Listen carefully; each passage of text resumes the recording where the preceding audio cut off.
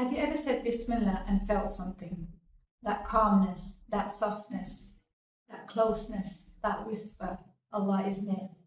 If you haven't felt that, you're about to feel that right now. You see, Bismillah is not just a word. It's a connection, it's a protection, it's an intention.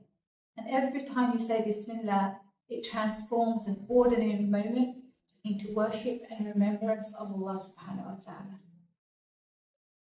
And what you think about Allah subhanahu wa ta'ala impacts how you feel about Allah subhanahu wa ta'ala. And it's the same for when you say Bismillah. And our thoughts, they don't just come out of anywhere. They come from our environment. They come from our upbringing. They come from our learning. They come from our perceptions and understanding.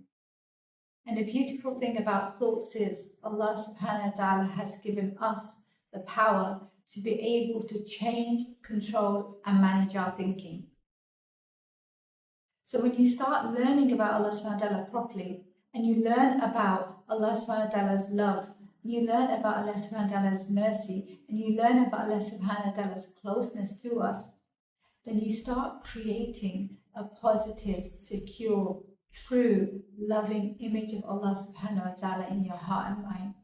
Because this is what builds a loving attachment to Allah.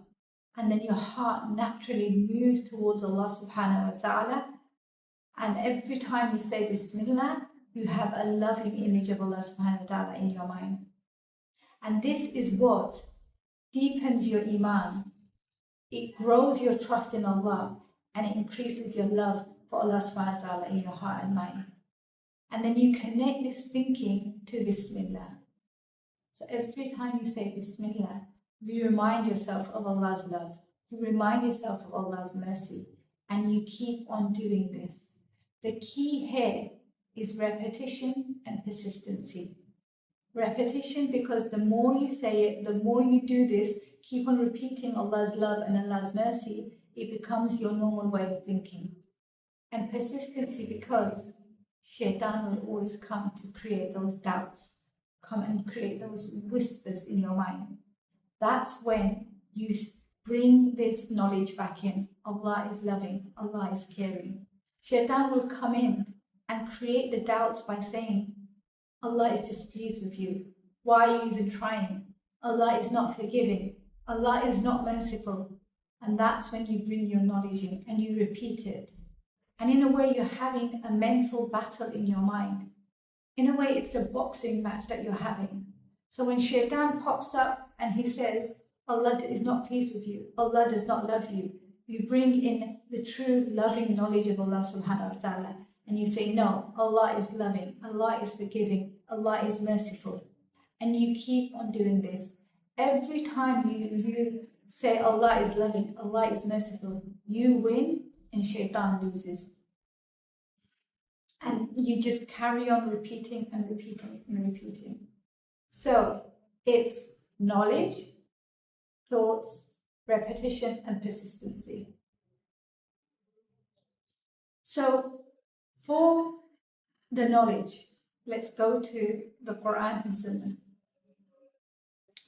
In the Quran, Allah subhanahu wa ta'ala says, in Surah Baqarah, Allah subhanahu wa ta'ala says, Inna Rabbi qareebun. Indeed, my Lord is near. Indeed, my Lord is near. Remember this. In Surah Hud, Allah subhanahu wa ta'ala says, Inna Rabbi rahimun wadudun. Inna Rabbi rahimun wadudun. Indeed, my Lord is merciful and loving. Indeed, my Lord is merciful and loving. Remember this. In Surah Ash-Shura, Allah subhanahu wa ta'ala says, Allahu latifun bi'ibadih. Allahu latifun bi'ibadih. Allah is kind to His servants. Allah is kind to His servants. Remember this. In Surah Az-Zumar, Allah subhanahu wa ta'ala says, Inna Allaha yaghfiru dhunuba jami'an. Allah subhanahu wa ta'ala forgives all sins. Remember this. Allah subhanahu wa ta'ala is forgiving. And in a hadith, the Prophet sallallahu alaihi wasallam, it mentions that the Prophet sallallahu alaihi wasallam was walking past a woman nursing a child. And the Prophet ﷺ turned around to the Sahabas and said, do you think this woman would throw her child into the fire? And the companion said, of course not. And the Prophet ﷺ said, Allah subhanahu wa ta'ala is more loving than a mother is to their child. Allah subhanahu wa ta'ala cares more about His servants than a mother does to their child. Remember this, Allah is loving, more loving than a mother to their child. Now let's practice this together. Let's put this, let's experience this together. I'd like to sit in a comfortable position and relax your shoulders, take a deep breath, and if you like you can close your eyes. I do sometimes do this and it does really help. And then take a deep breath, breathe out gently, and remind yourself of these ayahs. Allah is near. Allahu qareeb. Rabbi qareeb. Rabbi qareeb. My Lord is near. Allah is near. Allah is near. Inna Rabbi rahimun wadudun. Allah is merciful and loving. Allah is merciful and loving. Allahu latifun bi ibadi. Allah is kind to His servants. Allah is kind to His servants. Keep on repeating this. Allah loves me more than a mother loves their child. Keep on repeating this. Remember this. Take a deep breath. Again, breathe out gently. And then whisper.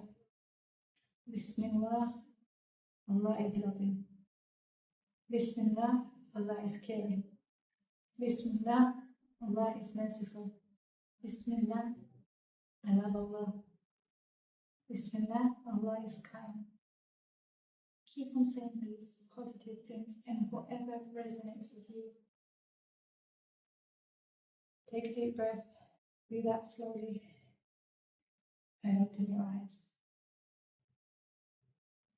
This is something that you can keep on practicing, keep on repeating. The more you do it, the more closer you will get to Allah. The more you do this, the more you will feel Allah's presence.